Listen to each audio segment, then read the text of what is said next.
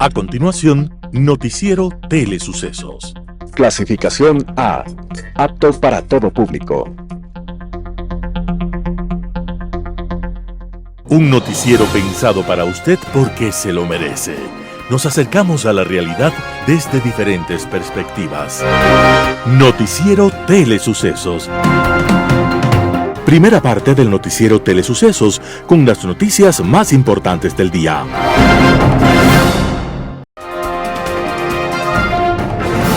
Un día como hoy. Los obeliscos, erigidos en distintos lugares del mundo, son una muestra de soberbia y poderío, y los antropólogos afirman ver en esta figura arquitectónica un simbolismo fálico. Los obeliscos más famosos están en Washington, París, Buenos Aires y la Plaza de San Pedro en el Vaticano. Este obelisco en particular tiene una gran historia. El obelisco de San Pedro estuvo al principio en Alejandría, la ciudad egipcia, y fue el emperador Calígula el que decidió llevarlo a Roma para colocarlo en el Circo de Nerón. Y el obelisco estuvo en el Circo de Nerón hasta que en 1586 el Papa Sixto V decidió cambiarlo a la Plaza de San Pedro. Pero la operación era en extremo peligrosa, y para el efecto, el Papa ordenó la participación de más de 1000 hombres y 100 caballos. Para evitar distracciones y errores, el Papa Sixto V anunció que aplicaría la pena de muerte a quienes pronunciasen alguna palabra en medio de la delicada erección del obelisco. La advertencia papal era clara. Nadie podía decir nada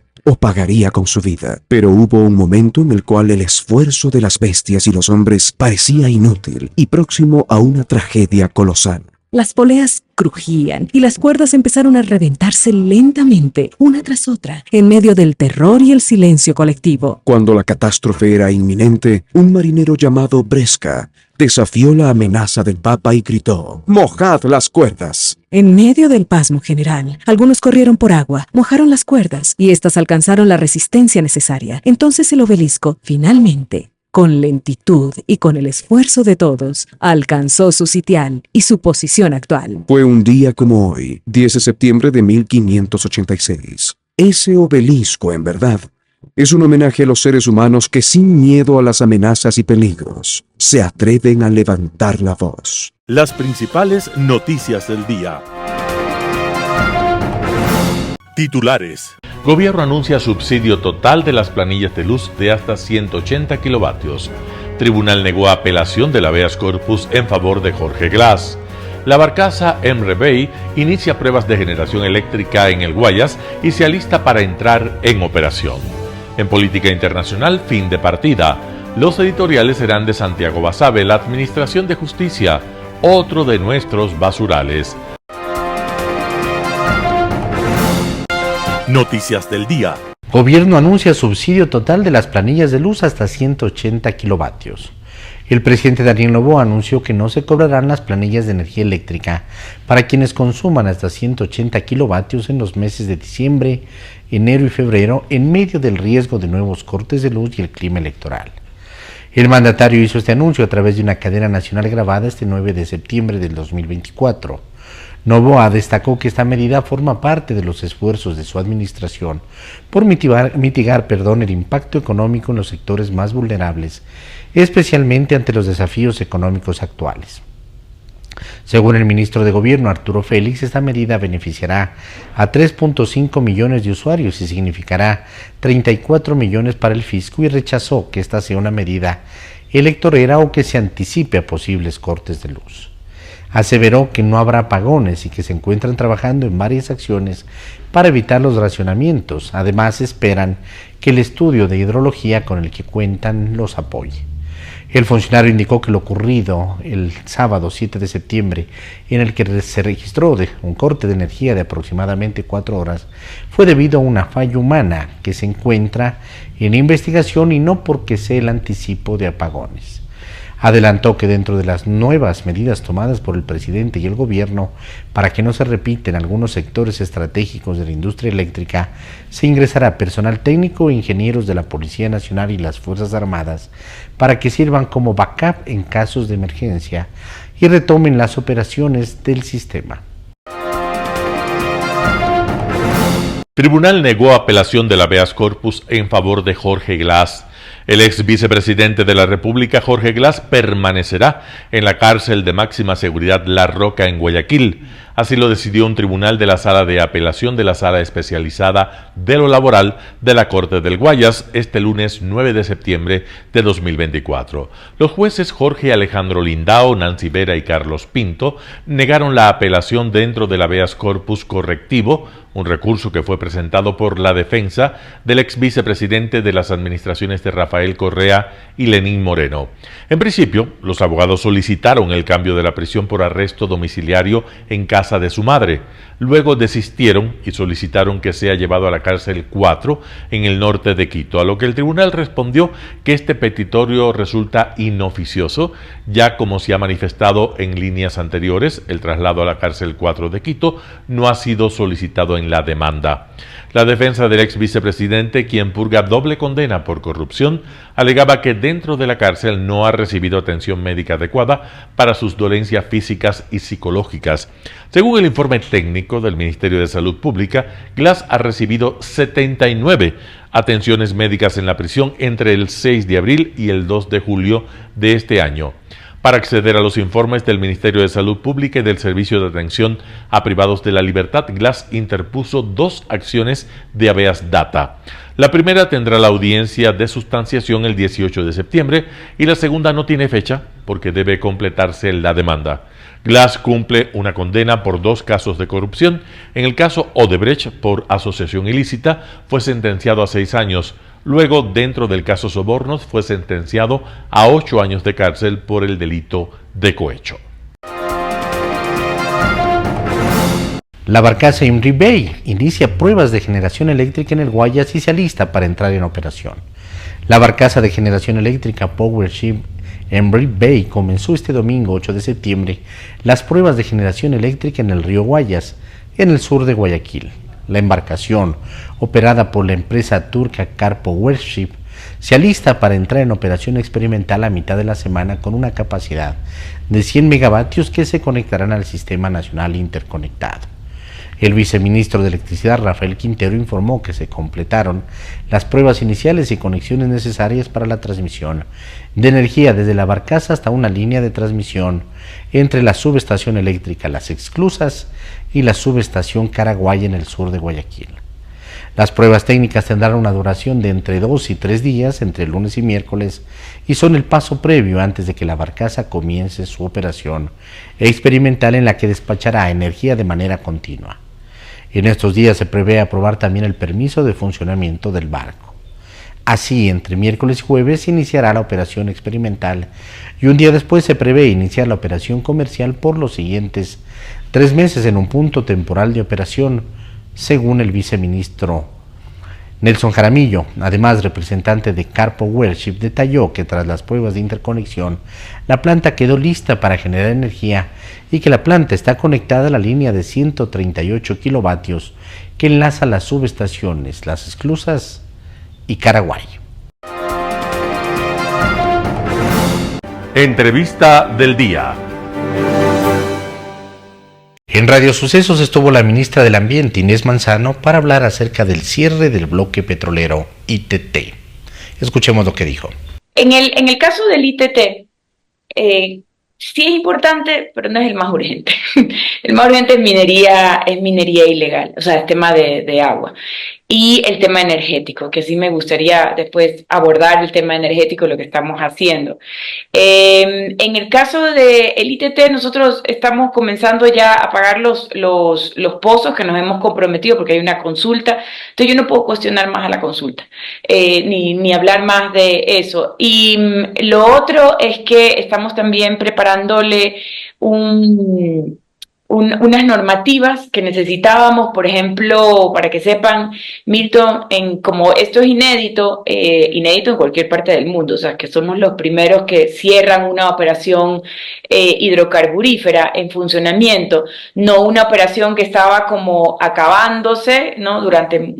Que ya tenía 15 o 17 años, etc.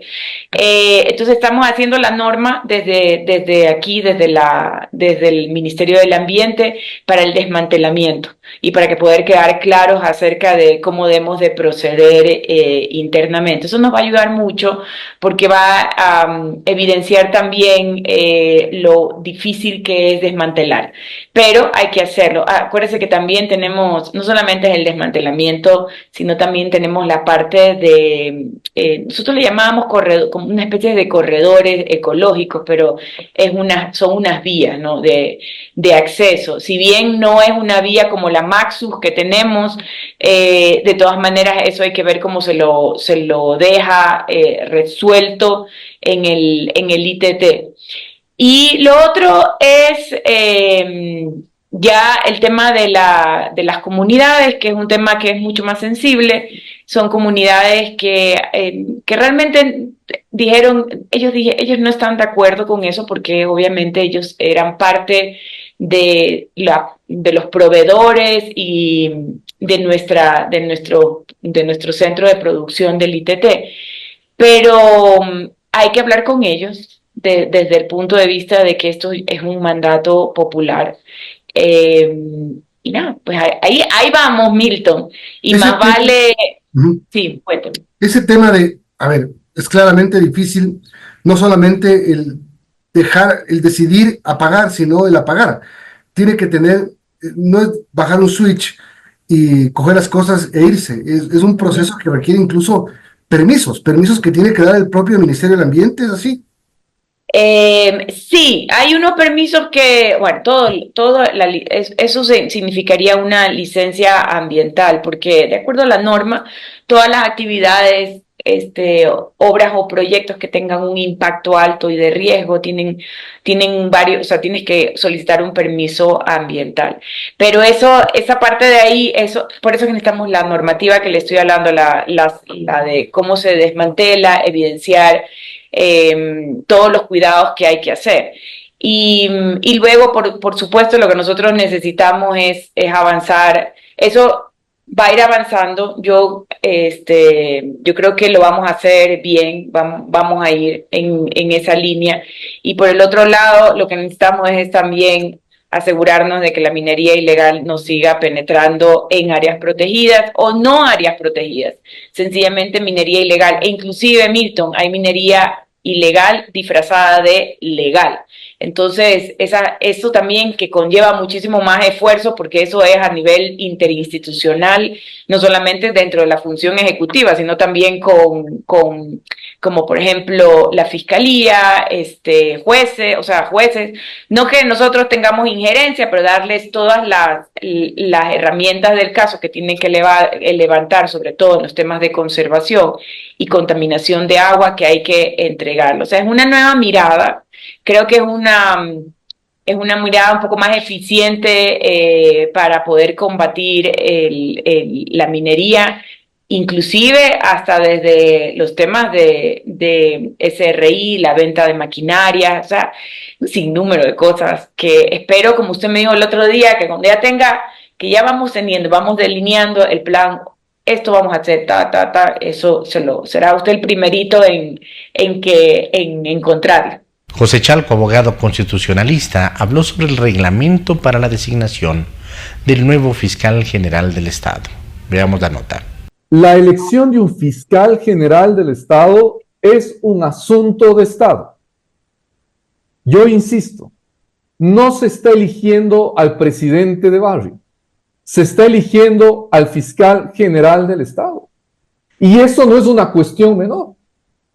Si es que toma tiempo la selección, la designación del fiscal, el establecimiento de un reglamento que cumpla con lo que busca el sistema constitucional que voy a señalar que es, pues hay que tomarse el tiempo. Porque además lo que no tiene el país son certezas hoy.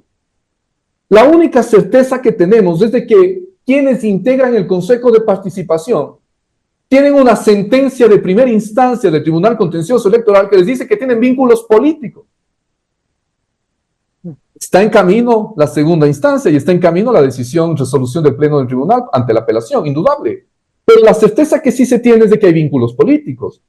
Y entonces, así este Consejo de Participación, que es el absurdo más grande del diseño ecuatoriano, va a llevar adelante el concurso de la fiscal y esta lógica de celeridad por un reglamento, yo creo que es un error.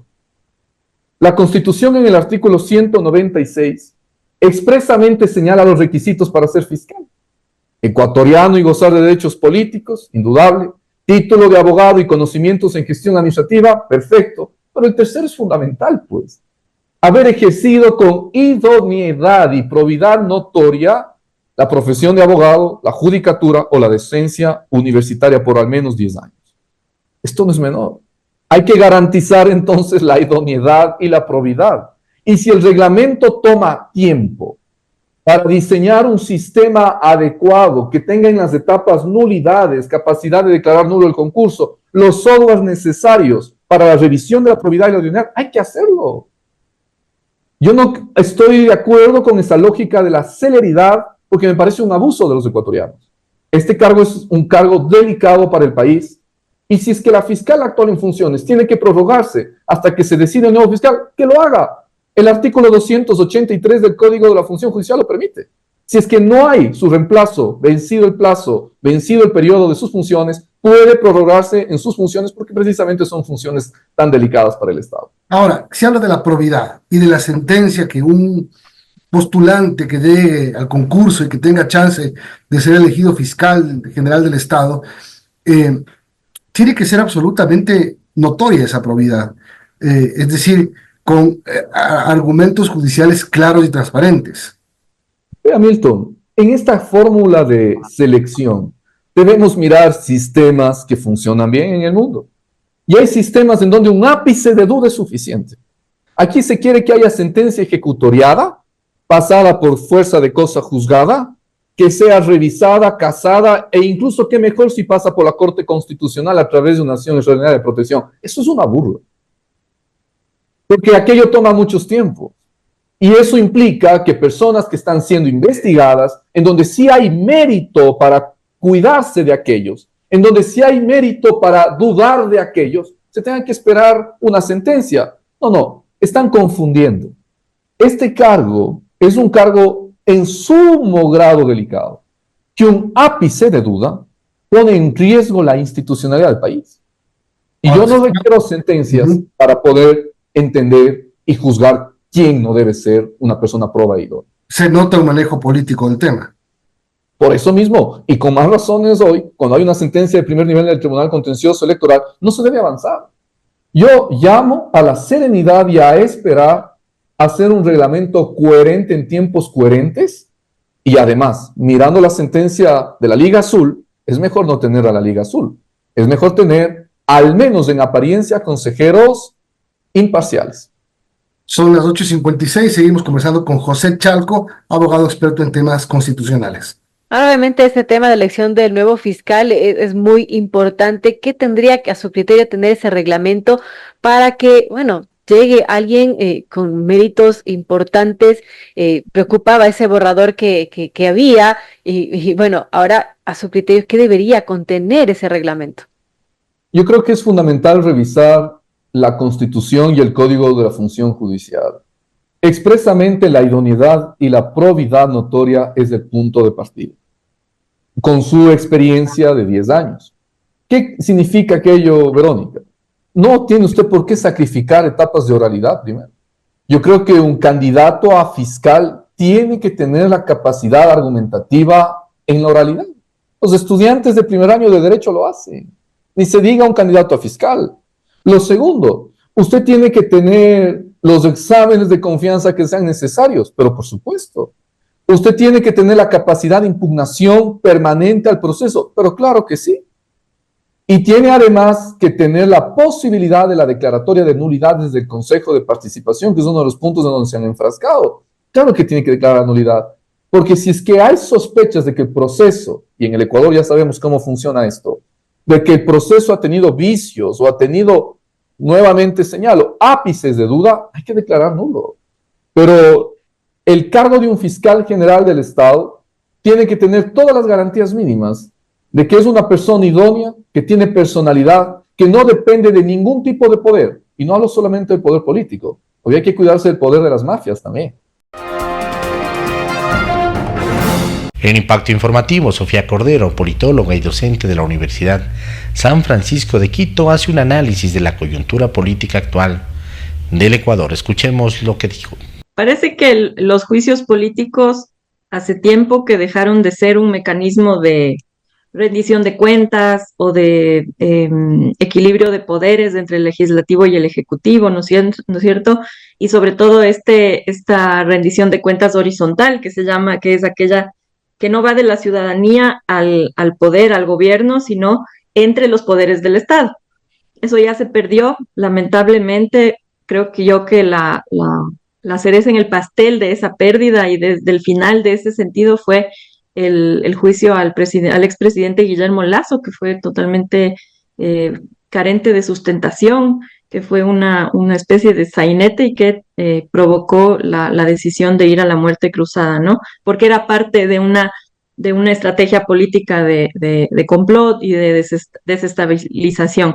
Ahora, el tema de los juicios políticos a los ministros del gobierno del expresidente Lasso me parece totalmente extemporáneo, totalmente una pérdida de tiempo y de recursos, tiempo, atención, ¿no es cierto?, de parte de unos asambleístas que nos viven en deuda, ¿no?, con los ciudadanos, y que deberían ponerse a trabajar por los temas que realmente importan. Y esto se convierte en una moneda de cambio, ¿no es cierto?, moneda de cambio entre el gobierno, entre el correísmo, entre el socialcristianismo, y el juicio suspendido a la ministra Mónica Palencia es parte de ese juego de monedas de cambio que se van negociando de acuerdo a las necesidades. Y ahora las necesidades son muy altas en el contexto de la campaña electoral, ¿no? Ahora, si la Comisión de Fiscalización acatase lo que el CAL aprobó en esta semana, es decir, el inicio del juicio a la fiscal, ¿continuaría el desacato a la orden judicial, a esta orden del juez Romero? Bueno, la pregunta es si el juicio a la fiscal, yo creo, va a tener los votos, ¿no?, para pasar al pleno a ser destituida o a ser castigada, digámoslo así, ¿no? Yo creo que eso también es fruto es una historia es la moneda de cambio del correísmo, el tema de la impunidad, que primero el gobierno, de alguna manera, aunque nunca sabremos los términos del acuerdo con el que gobernaron los primeros meses, pero da para sospechar que algún tipo de acuerdo de impunidad tiene que haber habido para que aprueben 5 leyes económicas como las aprobaron, ¿no? Ahora el juicio de la fiscal está en otro contexto, parece que está más fuera de lugar o fuera de contexto de lo que siempre estuvo, y digo siempre estuvo porque es inaudito que las fuerzas políticas, después de Metástasis y todo lo que le ha seguido, toda la cola larga de Metástasis, pretendan destituir a la fiscal, aunque es obvio que la fuerza política afectada directamente sea la que lidera ese propósito. Entonces, más allá de los detalles legales, ¿no?, que ahora además la justicia está totalmente politizada, la justicia desde la Corte, el Consejo de la Judicatura y todos estos jueces fiscales que fallan a favor, fallan en contra, intervienen, ¿no es cierto? Entonces, es un juego que yo creo que cada día podemos tener una noticia distinta, ¿no?, de un fallo a favor, de un reclamo, es un ir y venir, ¿no?, 2 pasos adelante, 1 atrás. Pero lo que importa es más el contexto y preguntarnos hacia dónde va el juicio de la fiscal en términos políticos, qué posibilidades hay para una llamada de atención o para una destitución, que es lo que busca el correísmo. Ahora, lo primero que está señalando Sofía es muy interesante, si es que existe la correlación de fuerzas en la Comisión de Fiscalización. ¿Es que el correísmo ya la perdió? No creo que la haya perdido, porque la entrega que se hizo del poder de todas las comisiones al correísmo en el inicio de este gobierno fue determinante, ¿no? Es decir, perderla es muy difícil. Lo que sí puede haber perdido es, por todo lo que ha sucedido en el interín, es el voto mayoritario para una destitución en el Pleno. Un panorama de noticias para su estatura intelectual.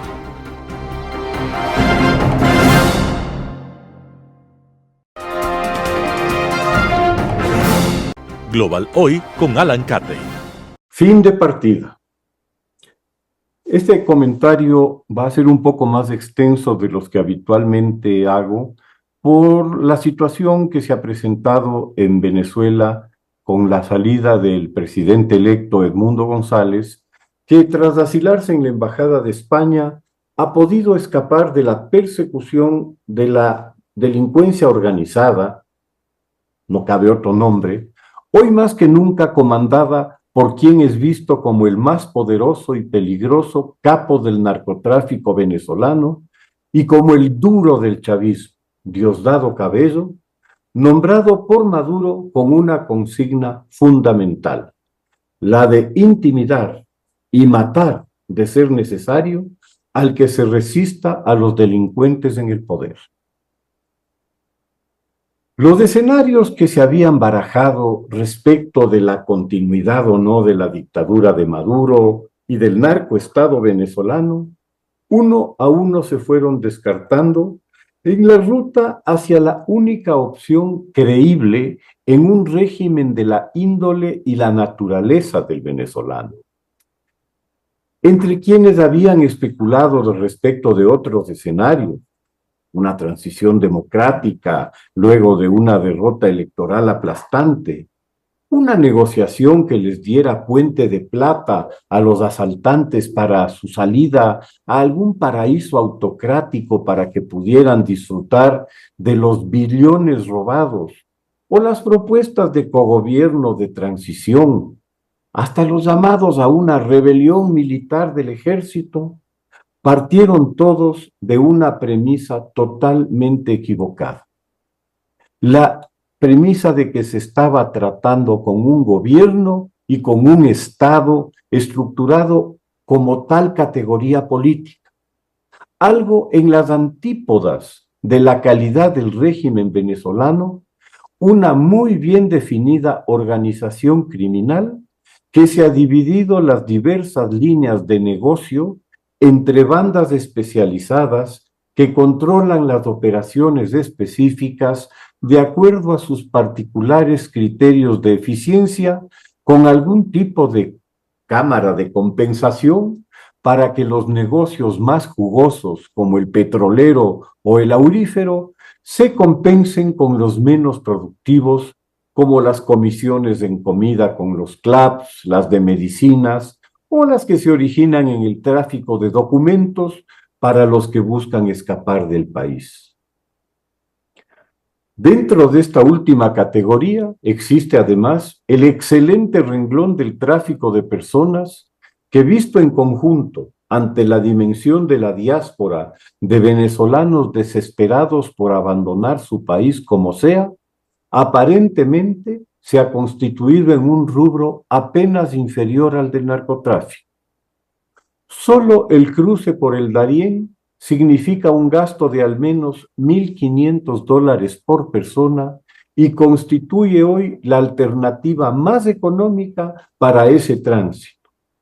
El monto total hasta llegar a la frontera entre Estados Unidos y México se sitúa en un rango de $12.000, que multiplicados en este caso tan solo por los 6 millones de personas que han abandonado Venezuela desde 2016, nos da la asombrosa cifra de $84.000 millones, una cifra cercana al presupuesto del Ecuador de 3 años.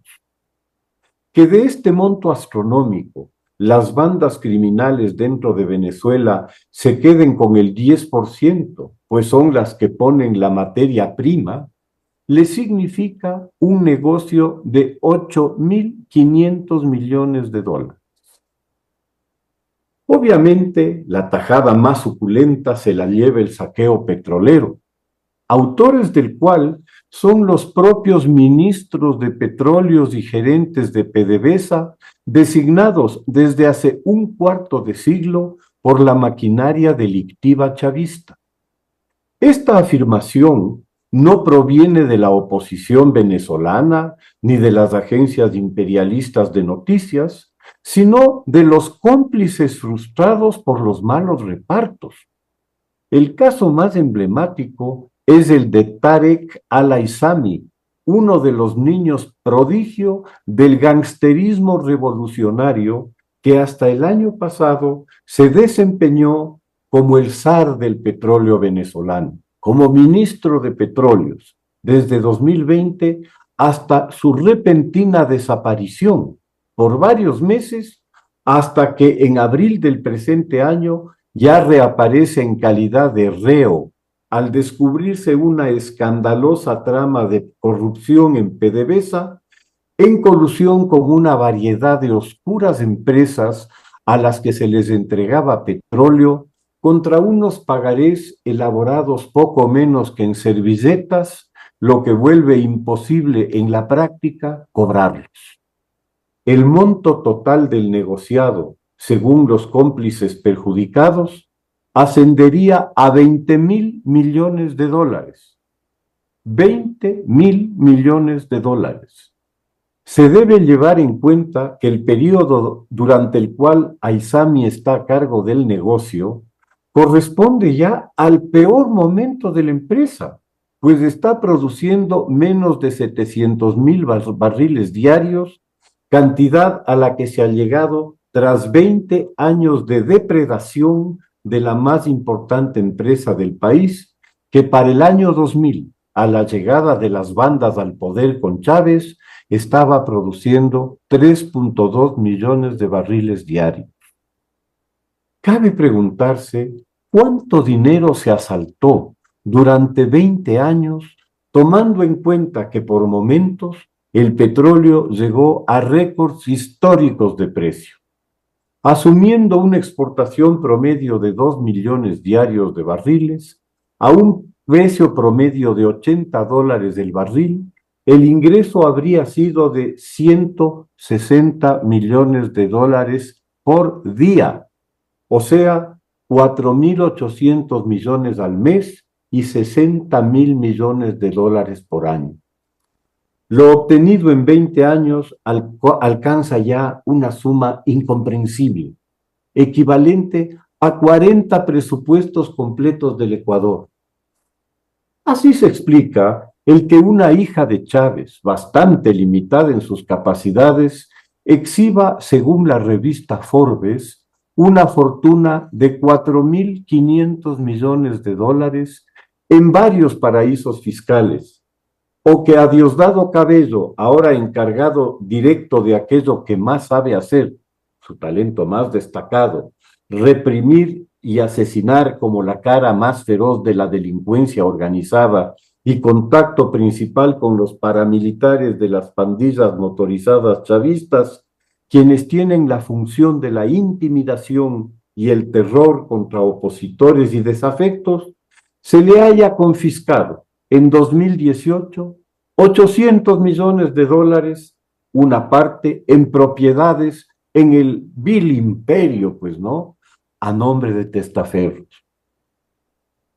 En el caso del oro, según fuentes internas, se estima una producción de 75 toneladas por año de oro, de las cuales el 70%, algo más de 50 toneladas, se destinan a un mercado subterráneo que lo usa para el lavado de capitales narcos.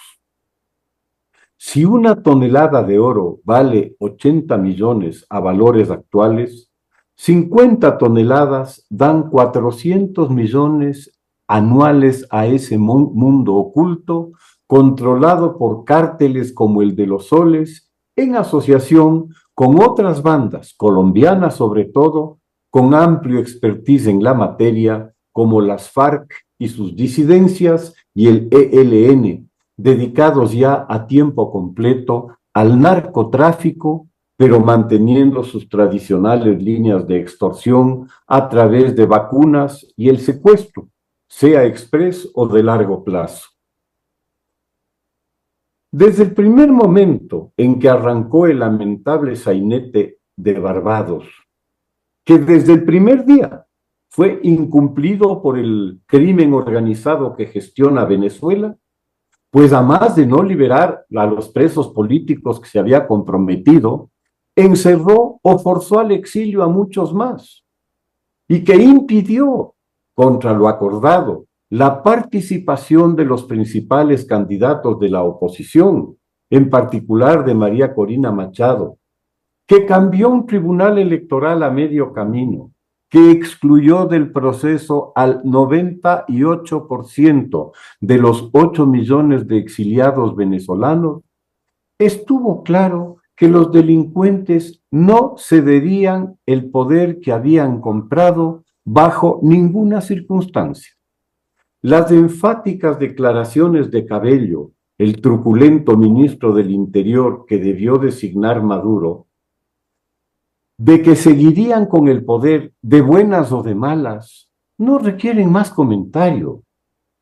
Ese nombramiento, riesgoso como es, seguramente fue el precio que le tocó pagar a Maduro luego del fiasco de un fraude desastroso, pues resulta claro que la posición de este como capo mayor de la mafia que posee Venezuela ha quedado debilitada ante la burda incompetencia de los que debían gestionar el fraude.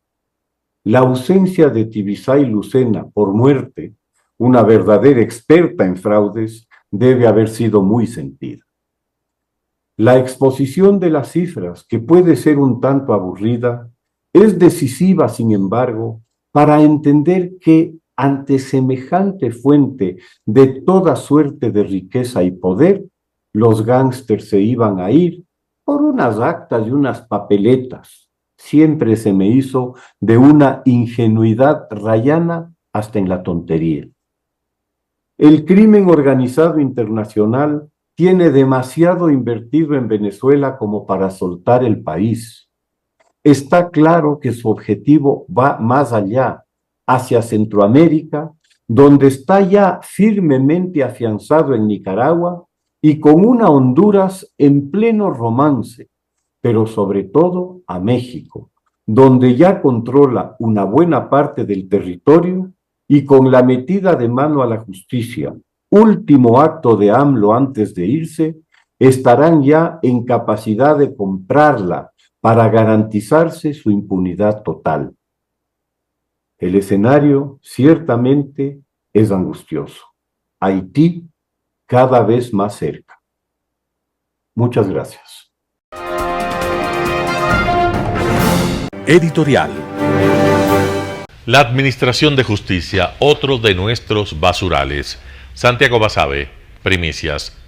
Pocas sociedades han desarrollado la capacidad de convivir sin inmutarse entre la pestilencia y el basural.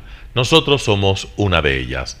Podemos estar junto a lo más repulsivo de la degradación humana, que eso, en el fondo, no nos conmueve. Observamos que lo más abyecto del país se va apoderando de la política y esa imagen apenas nos genera un cosquilleo de pocos minutos. Por esa razón, la corrupción y la mediocridad siguen avanzando sin que nada las detenga. Ahí la explicación de por qué los nuevos escándalos alrededor de la Corte Nacional, el Consejo de la Judicatura y en general la Administración de Justicia no nos provoca ninguna reacción. Como estamos tan acostumbrados al hedor de esa gavilla de delincuentes disfrazados de jueces, no percibimos nada anómalo, nada de lo que tengamos que preocuparnos, nada que no sea parte de un convivir en un desfogue de aguas servidas. Quizás para los ciudadanos que afortunadamente no han tenido que enfrentarse a las uñas corruptas del Poder Judicial, los hechos acaecidos durante los últimos días les llamen en alguna medida la atención. Es comprensible esa actitud, pues la primera impresión que genera conocer algo, muy poco, de la forma de vida de estos delincuentes de cuello y corbata, mal llamados jueces, debe generar molestias. Sin embargo, para quienes de manera directa o indirecta saben cómo se maneja la justicia en el país, nada de lo que se conoce ahora es nuevo. Nadie puede ruborizarse de lo que se ha denunciado ni del tipo de acuerdos fraudulentos que sirven de base para el ejercicio de la administración de justicia, pues acá abogados, jueces, fiscales, funcionarios, peritos y policía judicial saben bien las mañas a las que hay que recurrir tanto para aceitar los procesos judiciales como para identificar a quienes hay que dirigirse para obtener decisiones favorables. Tristemente, hay que decirlo de una vez, Para obtener una sentencia favorable en Ecuador hay que pagar. Y hay que pagar mucho dinero o espacios de poder. Como una y otra retribución está al alcance de pocas personas, para la mayoría de los ciudadanos el poder judicial es prácticamente inalcanzable. Ahí está una de las razones más fuertes para decir que el acceso a la justicia en Ecuador es privilegio de pocos y mal de muchos. Desde luego, hay excepciones de abogados que litigan de forma honesta y casos que se resuelven por la sola injerencia de la ley. A diferencia de otros países en los que la corrupción y la presencia de jueces y fiscales delincuentes es circunstancial, acá es la regla. Todos sabemos eso, todos lo sabíamos y por eso escandalizarse o ruborizarse con la olla de pus que se está abriendo en estos días es en alguna medida una forma de hipocresía. ¿Quién no sabe que acá las facultades de Derecho, con poquísimas excepciones, son un espacio de formación en los medios para facilitar la impunidad y el intercambio de decisiones por recursos económicos? Todos lo sabemos. Y a pesar de ello, somos incapaces de poner un freno a la creciente oferta de carreras de Derecho plagadas de mediocridad en cuanto a sus mallas curriculares y en mayor medida con relación a quienes fungen como docentes. Con el debido respeto de los juristas que tiene el país, porque los hay, en Ecuador debe ser más fácil obtener un título de abogado que conseguir una licencia de conducción o un permiso para emprendimiento comercial. Esa es la verdad. De allí que no caben los golpes de pecho que muchos se dan cuando lo que ahora se sabe por los procesos judiciales que avanzan en la Fiscalía es el pan de cada día de las conversaciones en los pasillos de los tribunales de justicia del país. ¿Quién no conoce que el Consejo de la Judicatura es el espacio para distribuirse las direcciones provinciales y colocar allí a gente que ayude a que la corrupción fluya? Los pocos profesionales con conocimiento y principios éticos que llegan a algún espacio en esa cloaca huyen despavoridos a los pocos meses cuando empiezan a adentrarse en las mafias que allí operan. Si así está el Consejo de la Judicatura que designa y supuestamente sanciona a los funcionarios que actúan contrariamente a la ley, los dimes y diretes de las últimas semanas no son sino una simple pincelada de cuestiones mucho más graves que están detrás. El común de los ciudadanos está autorizado a horrorizarse con el basural que constituye nuestra administración de justicia. Pero los que de un modo u otro están cercanos a ese impúdico espacio no están autorizados a esa reacción. Aprendieron a relacionarse con ese muladar hace mucho tiempo sin chistar. A todo se acostumbra el ser humano, dice un adagio popular. Santiago Basabe, Primicias. Noticias internacionales. Pedro Sánchez llega a Pekín para apaciguar la guerra comercial entre la Unión Europea y China. Pedro Sánchez llega a Pekín en un momento de tensión comercial entre la Unión Europea y China. El presidente del gobierno español, Pedro Sánchez, hizo en Pekín la primera escala de un viaje a China para intentar equilibrar las relaciones comerciales. Será recibido por el presidente Xi Jinping y se reunirá con el primer ministro del país, Li Qiang. Después volará a Shanghái, donde inaugurará el encuentro empresarial España-China el martes. El viaje de Sánchez a China se produce en un momento de varios desacuerdos para las relaciones entre la UE y la segunda mayor economía del mundo. La Unión Europea impuso más aranceles a los vehículos eléctricos chinos en julio. La Comisión Europea argumenta que las empresas chinas se benefician injustamente de las subvenciones gubernamentales, lo que les permite mantener sus precios artificialmente bajos. Algo que llevó a Pekín a presentar una queja ante la Organización Mundial del Comercio. El Ministerio de Comercio de China ha anunciado que ha iniciado una investigación por venta desleal sobre las importaciones de productos porcinos procedentes de la UE. España es el mayor exportador de carne de cerdo de Europa. Tan solo en 2023 suministró a China alrededor del 22% de la carne de cerdo que importa, un comercio que asciende a 1.200 millones de euros.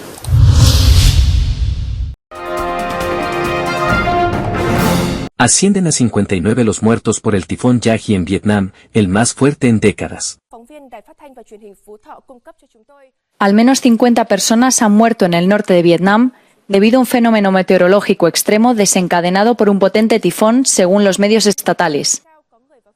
El tifón Yagi es uno de los peores que han azotado Vietnam en las últimas décadas. tocó tierra el sábado con lluvias y vientos de 149 kilómetros por hora. El tifón, ahora convertido en depresión, provocó inundaciones y corrimientos de tierra en todo el país del sudeste asiático, arrasando infraestructuras, viviendas y árboles.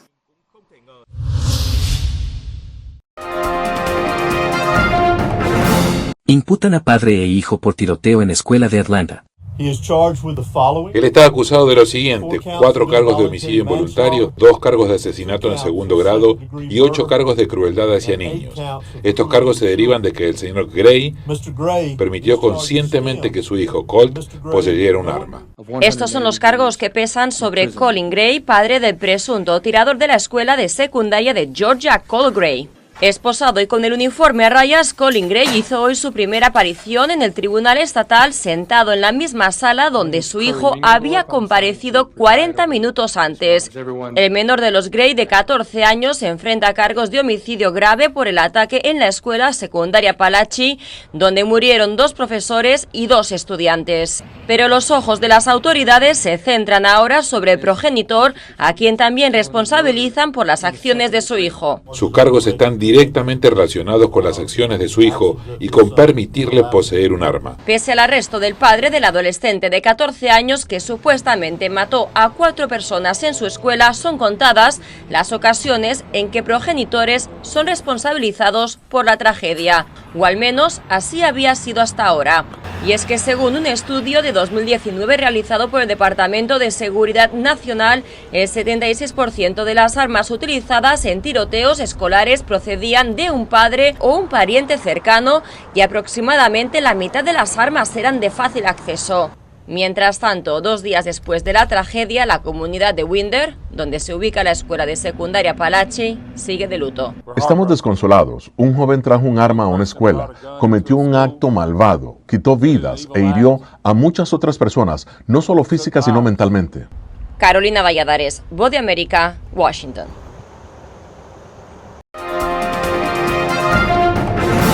Alemania aboga por celebrar una cumbre de paz en Ucrania con la participación de Rusia. Scholz, partidario de incluir a Rusia en la próxima conferencia de paz. El canciller alemán Olaf Scholz ha dicho que tanto él como el presidente ucraniano Volodymyr Zelensky están de acuerdo en que Rusia debe ser incluida en una futura reunión destinada a acabar con la guerra en Ucrania. Es wird auf alle Fälle eine weitere Friedenskonferenz geben und der Präsident und ich sind einig, dass es auch eine sein muss mit Russland dabei. Una conferencia de paz internacional previa en Suiza en junio pasado terminó con 78 países expresando su apoyo a la integridad territorial de Ucrania, pero en una completa ambigüedad sobre el camino a seguir. Rusia no participó en esas conversaciones. Zelensky agradeció el apoyo que recibió en la reunión del Grupo de Contacto de Defensa de Ucrania en Ramstein el viernes. El secretario de Defensa de Estados Unidos, Lloyd Austin, anunció otro paquete de ayuda militar de 225 millones de euros. El Reino Unido aseguró que enviaría 650 misiles de defensa aérea, mientras que Alemania prometió otros 12 obuses autopropulsados. Дякую всім, хто працює та воює заради України, заради наших людей та наших інтересів, інтересів нашої держави, української держави. Кожен день, кожен тиждень мають робити Україну сильніше.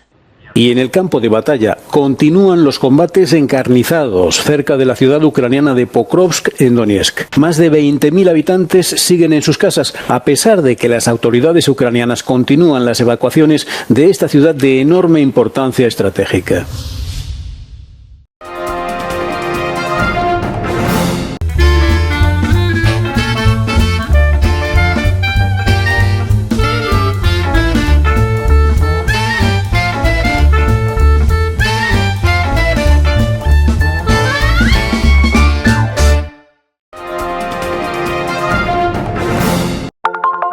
Telesucesos, Canal 29 UHF de la ciudad de Quito.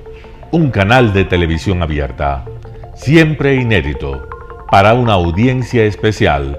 Somos cultura, educación, salud, opinión calificada, normas de vida. Y todas las tardes, de lunes a viernes, desde nuestros estudios en Arena Telesucesos, escenario propio destinado a promover el deporte. En tiempo real, usted y su familia en su televisor desde la comodidad de su hogar, disfrutarán de los partidos, eventos, campeonatos que realizamos diariamente de ecuavóley, básquet, box, lucha libre, cachascán, gimnasia, artes marciales, tenis de mesa, fútbol sala, transmisiones en vivo de los principales partidos de fútbol barrial y colegial. En fin, somos un canal inédito, inéditos en el deporte. Transmisiones de acción y conocimiento en el deporte. Espacio diario conducido por el arquitecto David López todas las tardes, de lunes a viernes, de 4 a 5 de la tarde. Siempre inéditos y distintos, siempre jóvenes. Personajes jóvenes de generaciones nuevas.